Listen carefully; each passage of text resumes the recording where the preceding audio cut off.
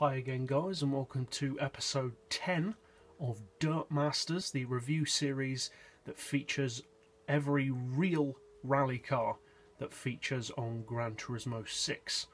So in this episode, as you can see, we are reviewing the slower of the two Lancia Delta rally cars. This is the 1992 Integraile WRC car.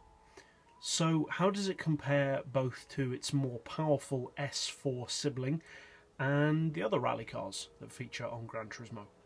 Well, let's go to the track and find out. So this Delta is, as with the other Delta S4, obviously an all-wheel drive rally car. It also has quite a compact chassis layout and a short wheelbase. And the Delta is, at the end of the day, a very well-known and very respected rally car. So how does it fare on a city track? Well, pretty well. Overall, for city tracks, I'm going to give this car a rating of 4 out of 5 because it's not perfect, but it does handle very well and the power is definitely there when you need it. Now for acceleration, I'm going to give it a 4 because it is above your average WRC car thanks to its low weight and high power. And for low speed handling, I'm also going to give it a 4 because the all-wheel drive doesn't make it too heavy at all. So now let's see how it performs on a twisty country track. So this particular Delta's all-wheel drive does serve it well on a city track, but often all-wheel drive can become detrimental to high-speed handling. You can get tons of understeer and the car can, well, end up being something that you have to wrestle with rather than work with, really. So how does this car perform on a twisty country track with more higher speed sections than a city circuit? Well, it actually performs very well, and overall for this track I'm going to give it a rating of 5 because it's actually very, very good. You can really throw the car into the corners and it performs very well. Now for high speed handling, I am going to give this car a 4 out of 5 because, again, like its low speed handling, it is above average. Not perfect, but it is above average. And for its top end performance, I'm also going to give it a 4 because in that regard it is above your average WRC car and the top end performance is very strong. So that's it for a country based track. Now let's go over to a dirt track. Now, the Delta is both well known and very well respected for its rallying exploits. But that's no guarantee in the world of Gran Turismo that a car will be good. So how does it fare on a dirt track? Well, happily, it fares very well. Extremely well, in fact. The car handles beautifully on this track. And on a dirt track, more than any of the other types of track that we've tested it on, it really requires punishing.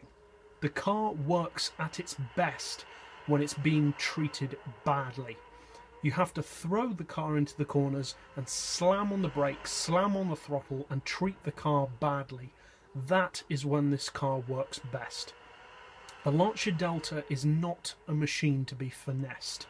It's a machine to be taken as an automotive sledgehammer to destroy the track that you're driving on, and it is excellent for that. Now, unsurprisingly, I'm going to give it a very strong 5 out of 5 for dirt tracks because it is brilliant.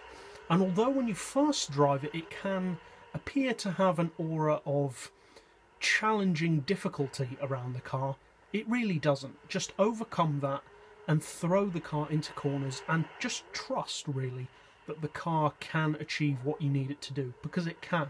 It can do far more than you initially think it can. Now for overall drivability, I'm going to give this car a strong 5 because it is a superb driver's car and it will serve you extremely well. So that's it for a dirt track, and it gets a great result on a dirt track. But now let's see finally how it takes on a snow-based circuit at Chamonix.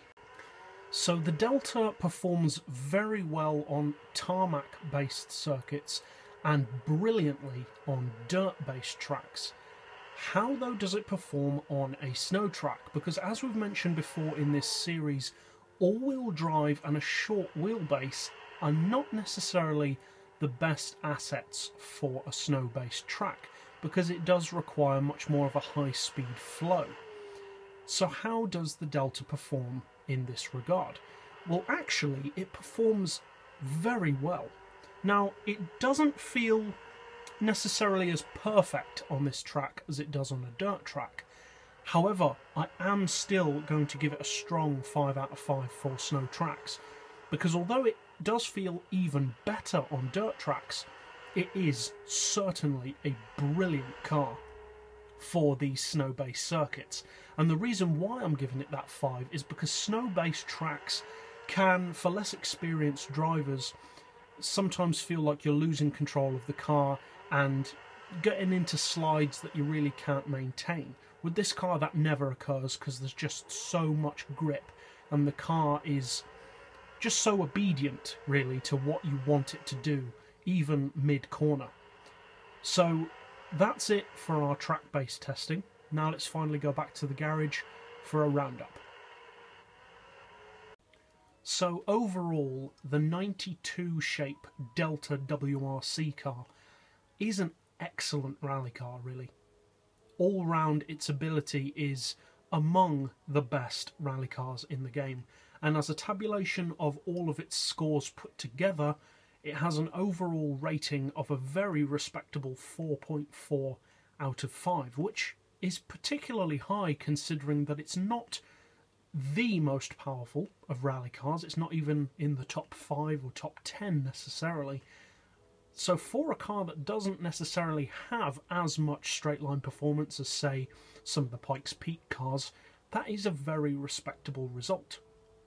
Now overall, I would say this particular Delta's best point is just how usable it is. And I'm not necessarily talking about how driver friendly it is. It certainly is driver friendly, but under certain circumstances it can sometimes feel that it's not driver friendly. So what I really mean by its best point is, I mean that it's the kind of car where it really overcomes challenges. You can put it up against cars with significantly more power, significantly less weight, and it will still be highly competitive just because of how good an all-round package the Delta is. It's kind of like the Subaru Impreza or the Mitsubishi Evo.